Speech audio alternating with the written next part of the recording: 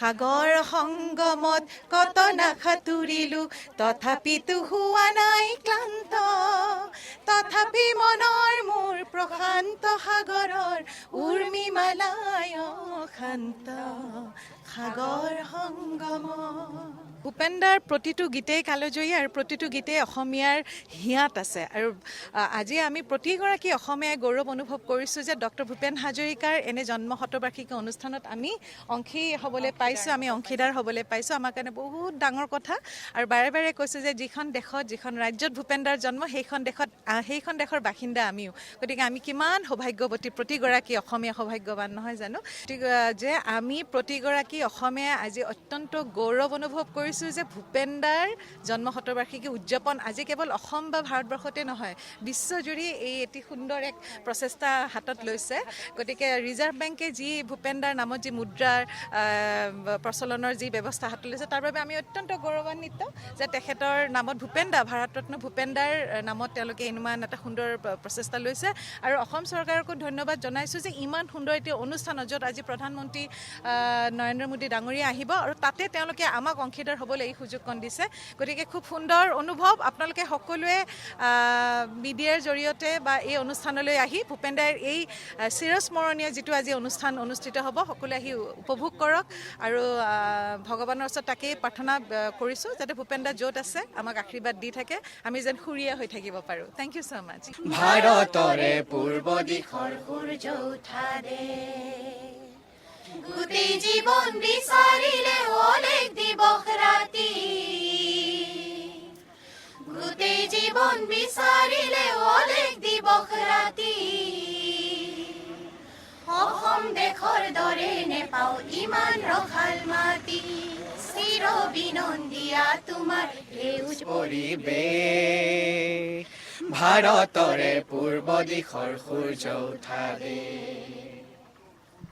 ক'ৰ পৰা আহিছে আমি বঙাইগাঁও ৰিপ্ৰেজেণ্ট কৰিব আহিছোঁ কেনেকুৱা লাগিছে ইমান ডাঙৰ এখন মঞ্চত প্ৰধানমন্ত্ৰীগৰাকীৰ সন্মুখত ভূপেন হাজৰিকাৰ কালজয়ী গীত আপোনালোকে পৰিৱেশন কৰিব বিৰাট ভাল লাগিছে এটা ভাল এক্সপিৰিয়েঞ্চ আমি এটা গেডাৰ কৰিব আহিছোঁ আৰু খুবেই এটা সুন্দৰ মুহূৰ্ত আজি চবে মিলি আমি আজি এটা এইটোৰ সাক্ষী হ'ব আহিছোঁ সেয়ে আৰু আপোনালোক ক'ৰ পৰা আহিছে আমি বঙাইগাঁও জিলা হয় কেনেকুৱা লাগিছে এই পৰিৱেশটো আচলতে কিছুমান পৰিৱেশ আমি ভাষাৰে বুজাব নোৱাৰোঁ আজি তেনেকুৱা এটা পৰিৱেশ যিগৰাকী ব্যক্তিৰ কাৰণে আমি নিজকে অসমীয়া জাতি বুলি চিনাকি দিব পাৰোঁ সেইগৰাকী ব্যক্তিৰ আজি এটা পবিত্ৰ দিন গতিকে আমি আটাই অংশগ্ৰহণ কৰিবলৈ আহিছোঁ খুবেই আমি সুখী অপৰূপা অপৰূপা অসীম নীল নভত অসীমৰ নীল নভত তুমি এক বিন্দু অনন্ত অপৰূপা তুমি মুক্ত অনুভৱ জানো তুমি কৰা নাই হয় নমস্কাৰ মই বঙাইগাঁৱৰ পৰা আহিছোঁ মই বঙাইগাঁও কলেজৰ শ্ৰেষ্ঠ কণ্ঠ শিল্পী আছিলোঁ এনেকুৱা এটা ঐতিহাসিক মোমেণ্টত আজি গীত পৰিৱেশন কৰিবলৈ পাই খুব ভাল লাগিছে আৰু তাকো নৰেন্দ্ৰ মোদী ডাঙৰীয়াৰ আগত খুব ভাল লাগিছে আৰু মোক ইয়াতে চিলেকশ্যন কৰি অনাৰ বাবে মই সকলোকে ধন্যবাদ জনাইছোঁ DY 365ক ধন্যবাদ জনাইছোঁ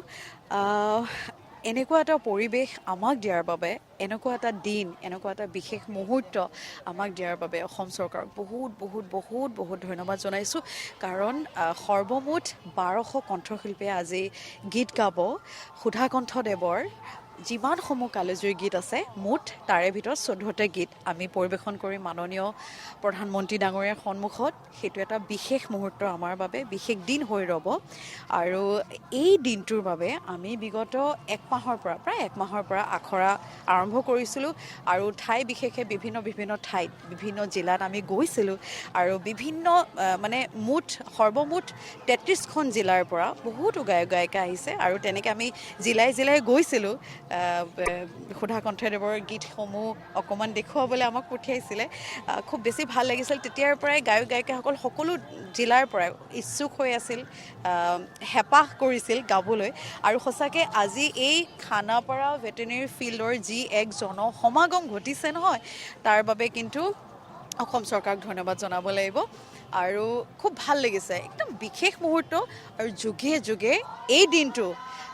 মানে বিশেষ হৈ থাকিব আমাৰ সকলোৰে বাবে। যিহেতু 14টি গীত ইতিমধ্যে আপোনালোকে নিৰ্বাচন কৰি লৈছে, তাৰে দুটিমান গীত কেনেধৰণে আচলতে পৰিকল্পনাটো হৈছে অলপমান আভাস যদি আমি দৰ্শকসকলক দেখুৱাব পাৰোঁ খুব ভাল লাগিব। এই গোটেই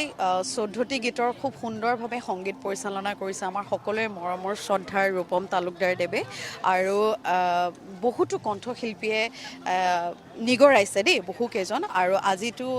সৰ্বমুঠ 1200 কণ্ঠশিল্পীয়ে গাব। আৰু 14টি গীত আছে, তাৰে অকণমান গুণগুণাই দিওঁ ন। মানুহে মানুহৰে বাবে যদিহে অকণোনে ভাবে, অকণি সহানুভূতিৰে ভাবিব কোনেনো কোৱা সমনীয়া, মানুহে মানুহৰে বাবে। গঢ় ফিৰিঙতি মই